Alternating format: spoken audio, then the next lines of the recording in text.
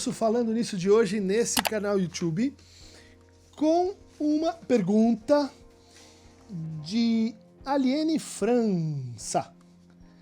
Gaslighting poderia abordar esse tema? E como a manipulação hoje em dia vem se tornando mais corriqueira e corrente dentro das redes, mídias sociais e de comunicação no trabalho e na sociedade? Agradecida. Também a pergunta de Morgana Rech. Daria para falarmos sobre gaslighting? Vejo pessoas confundirem gaslighting com comentários críticos normais do convívio em sociedade. O que caracteriza e diferencia o gaslighting de uma simples crítica proferida por alguém que se sentiu ofendido pelo outro? Também Maria das Graças de Lourdes Andrade. Boa noite, Christian. Por favor, você teria alguma indicação de leitura sobre o tema gaslighting? Agradecida desde já. Né? Então, gente, essa é uma expressão que voltou assim a encontrar uma grande circulação a partir da crítica feminista contemporânea. Né? Ele tem a palavra, né, vem de uma peça de teatro de 1938, né, depois tornada a filme também, onde um marido vai produzindo a sensação de que a esposa está enlouquecendo. Né? E ele faz isso ligando e desligando a lamparina, o lampião, né, que iluminava a casa. Né?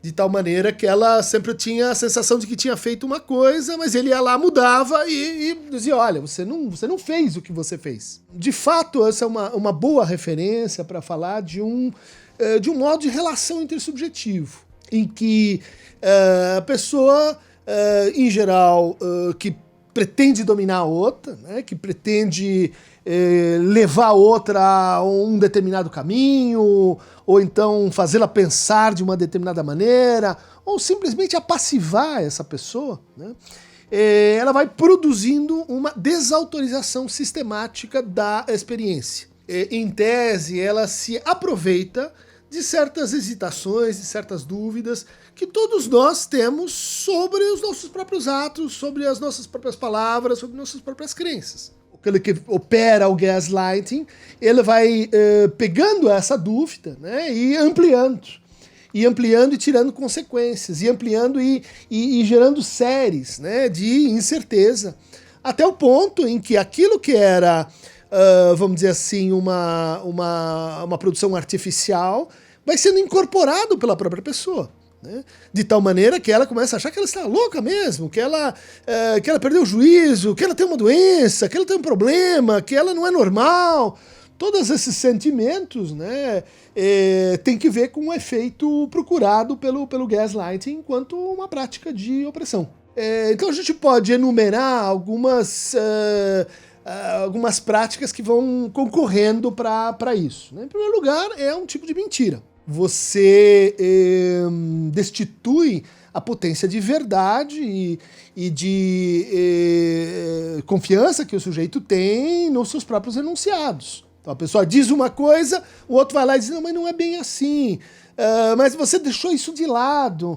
É correto, mas está incompleto. Ou seja, nunca aquilo que o sujeito diz, ou a sujeita diz, é realmente sancionado. Né? É posto sobre a hipótese de que isso pode ser incompleto, um pouco ilusivo, ou mesmo mentiroso. Em segundo lugar, vem as práticas de negação da realidade. Aí sim, né? Eu mudo a chave de lugar, eu faço um ajuizamento, né, que, por exemplo, pode produzir esse efeito que às vezes a gente tem diante da dissonância cognitiva. Vamos lembrar desse fenômeno descrito pelo grande psicólogo social, Leon Festinger, né, a partir de um experimento onde ele colocava dois segmentos de reta, né, que tinham diferença de tamanho, um grupo de pessoas, todo mundo dizia, não, mas eles têm a mesma extensão, e daí aquela pessoa se via diante de uma dissonância cognitiva entre o que ela estava vendo e o que os outros estavam falando. Ou seja, negação da realidade. Você está vendo que um pedaço de reta é maior do que o outro. Mas dada a expectativa que a gente tem em relação à aprovação dos outros, a pessoa acabava corrigindo a sua própria percepção, dizendo, não, na verdade eles são do mesmo tamanho, eu devo estar com algum problema na vista, eu não tô vendo bem. Ou seja, ela se atribui um déficit e aí o que acontece? Ela vai ficar mais insegura, ela vai ficar com mais medo, ela vai começar também a duvidar mais das suas próprias percepções. Outra prática é a prática da chantagem. Né? É forçar o sujeito a externar uma opinião, dizer algo, fazer algo em troca de. Diga essa mentira por mim. Diga que eu estou certo, mesmo sabendo que estou errado. Diga que você pensa dessa maneira, porque eu estou precisando que você me diga isso. Porque eu estou precisando da sua confirmação. E isso vai produzindo, então, uma deformação do juízo em função de uma troca amorosa, de uma condição, às vezes de uma condição ostensivamente assim, de ameaça, né? Que é a próxima prática. Né? O gaslighting ele trabalha sempre com uma atmosfera de ameaça. Ameaça que eu vou te deixar, ameaça que você sozinho não consegue, ameaça de que os outros vão pensar o que de você, ameaça do que sua mãe e seu pai vão dizer. Ou seja, esses temores que a gente já tem, né? A gente sempre tem uma certa vacilação sobre o que o outro pensa sobre a gente, sobre o amor que o outro despende para nós. Então aí vai lá o gaslighter e explora isso, né? Fazendo com que a pessoa vá ser produzindo uma posição, que a gente vê na clínica, uma posição de extorsão. Depois de um tempo submetido a esse processo, a pessoa se auto-extorque. Ela diz, não, mas eu não posso dizer isso porque vai acontecer alguma coisa no outro. Não, mas eu não posso falar aquilo porque senão ele não vai gostar. Não, mas eu não posso dizer o que eu penso porque senão vai acontecer aquilo. Resultado, há uma extorsão que o sujeito se coloca em relação ao outro e que não é mais impulsionada pelo outro diretamente, porque ela foi incorporada, ela foi interiorizada. O aumento gradual das manipulações vai levando a pessoa a conviver, portanto, com um nível de incoerência subjetiva e de incoerência na relação com o outro muito elevado. Isso explica porque, em geral, o gaslighter faz isso para, vamos dizer assim, ocultar uma prática que ele não quer ver criticada. Por exemplo, tem uma amante. Não, você que está vendo coisas, não é bem assim, esse dado, esse fato. É você que tem um complexo de ciúmes, não é que eu tenho uma amante. Né? Ou estou te explorando. Não é bem assim, é que na verdade você não está vendo que isso é para o seu bem. Ou seja, o efeito do gaslighting é fazer o sujeito suportar um nível de incoerência que ele, vamos dizer assim, em estado normal de pressão e temperatura, não suportaria. E isso produz o efeito colateral, que é o quê? Os que estão em volta vão se afastando. Né? A pessoa acaba sendo assim abduzida de outros convívios, de amigos, de familiares e vai aumentando a sua dependência em relação ao gaslighter. Por quê? Porque nas outras relações aparecem incoerências, os paradoxos são apontados, as dúvidas são explicitadas. Quer dizer, um efeito do gaslighter é o quê? A pessoa se isolar. A pessoa se retrair, a pessoa se achar, vamos dizer assim, indigna de participar de um determinado contexto. Isso faz com que aquele que está assim, produzindo o gaslighting aumente o seu peso proporcional em termos de expectativa identificatória e amorosa. Então, ele oferece palavras amáveis, né? Ele chantageia com uma espécie de amor barato, porque no fundo esse amor barato é o alimento da dependência. Você pode ser detestada por todas as pessoas no mundo, você pode estar isolado de todos, mas eu te amo, e eu te basto, e você me basta. Quer dizer, esse tipo de fechamento é próprio da manipulação. Você manipula o outro mais facilmente quando você cria um mundo onde só tem os dois contra o resto. Ao final, a pessoa exposta a um nível de contrariedade, de contradição continuado, desta maneira, vai se apresentar assim num estado de exaustão mental, de cansaço.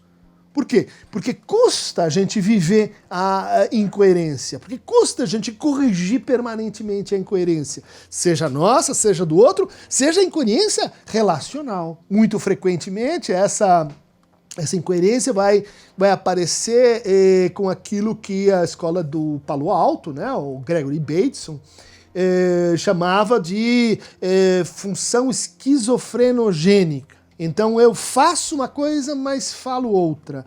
Eu falo algo, mas a minha enunciação não confere com o meu enunciado. O meu afeto, ele é alternado, ele não é coerente, ele não é congruente, essa é a palavra correta, né, com as minhas ações. Isso culmina, né, em acusações descabidas, em constrangimento, em humilhação, porque é como se aquele que está sendo manipulado pelo gaslighting, ele precisa dar cada vez provas mais humilhantes de amor. E aí, nesse ponto, a coisa já está crítica, porque você não consegue mais chegar perto, ver a pessoa assim, tendo o seu masoquismo instrumentalizado, né, se rebaixando. Por quê? Porque você juntou dependência, você juntou idealização, você juntou uma série de processos dependenciais, de identificação com o agressor, que culminam muitas vezes então em atos trágicos, né, ou suicídios, ou evasões, ou fugas, né? Ou até estados convulsionais, mais ou menos assim, permanentes, que só conseguem ser propriamente tratados tirando a pessoa de perto do gaslighter. Uma forma branda, mais assim, sutil de gaslighting aparece nesse livro lindo, né? Charlotte Perkins Gilman, né?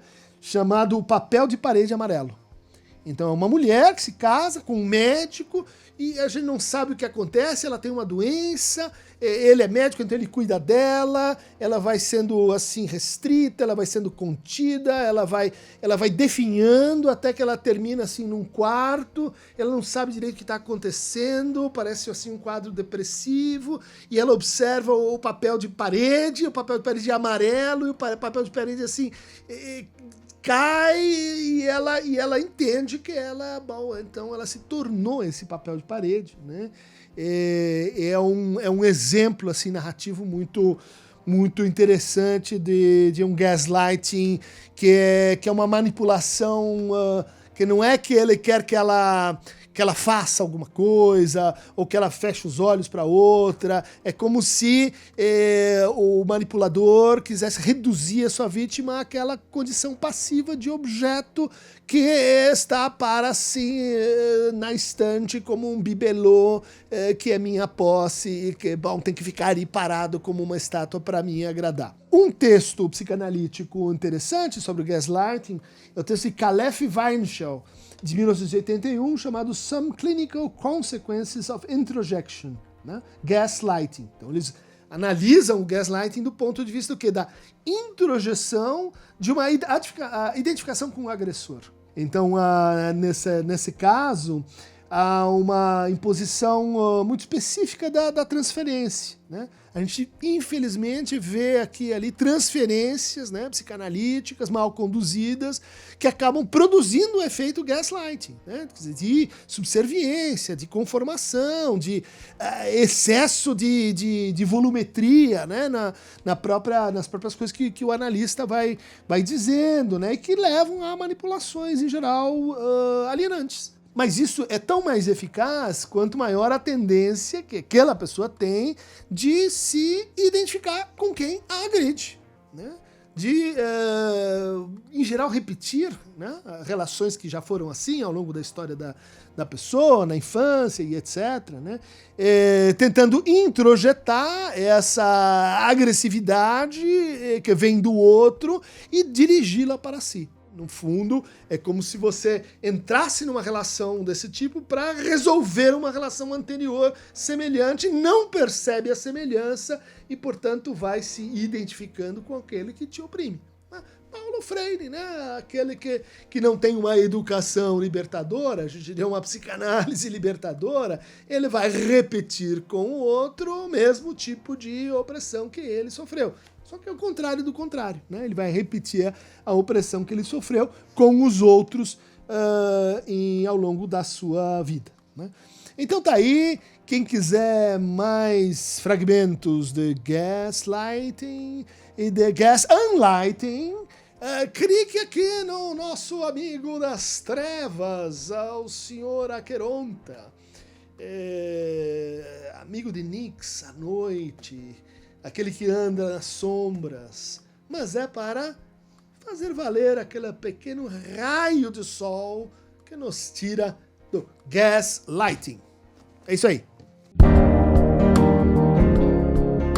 Então, agradecendo a nossa ambrosia,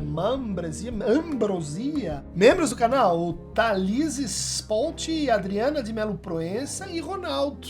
Clique no botão Seja Membro e entre para a canoa da Aqueronta.